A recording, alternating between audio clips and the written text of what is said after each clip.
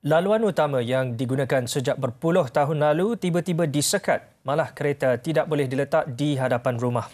Masalah itu dihadapi kira-kira 50 penduduk di Kampung Batu 11, Kampung Gombak, Selangor, gara-gara ada pihak yang mendakwa tanah yang mereka gunakan selama ini adalah milik persendirian. Pertikaian mengenai status tanah berkenaan disuarakan kepada wartawan Aduan Rakyat Ridwan Rusdi Azri Roslan.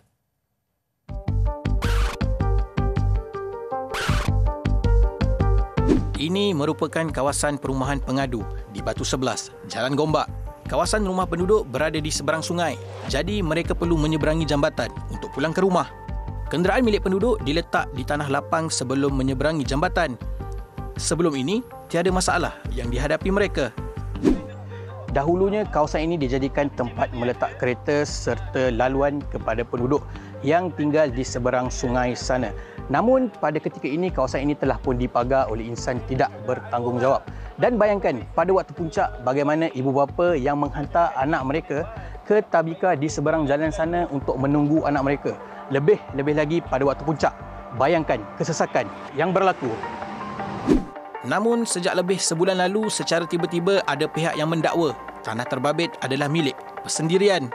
Kami dah pergi beberapa berjumpa dengan pihak kerajaan macam MPS, kami dah pergi pejabat tanah, Jabatan Pembangunan JKR, semua kami dah dapat tahu mengatakan tanah tu adalah milik kerajaan, tak ada milik sesiapa, bukan ada milik seseorang yang berhak mengatakan itu adalah milik dia.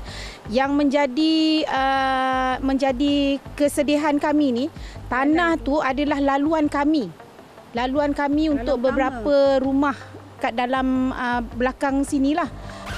Mengikut peta yang mereka peroleh daripada Jabatan Perancang Bandar MPS, ia menunjukkan kawasan berkenaan sebenarnya merupakan tanah bagi tujuan rekreasi.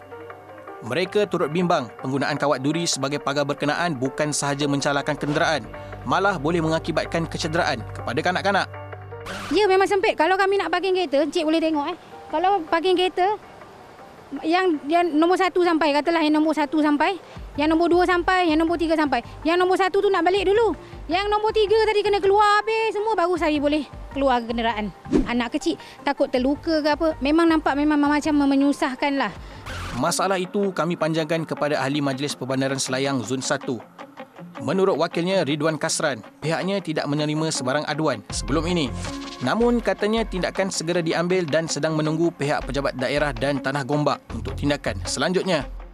Saya pun baru dapat laporan tentang keadaan yang laluan yang menghalang jalan yang dibuat atas tanah kerajaan. Kami sebagai pihak wakil daripada MPS, kita cuba boleh buat seal. Saya dah minta MPS supaya seal dan ini pun sebenarnya ada tanah kerajaan negeri.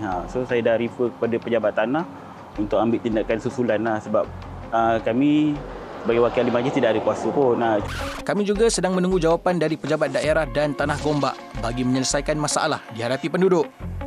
Emailkan aduan anda beserta nombor telefon untuk dihubungi ke aduanrakyat@tv3.com.my. Ridwan Rusdi Azri Roslan, Aduan Rakyat, TV3, ambil berat.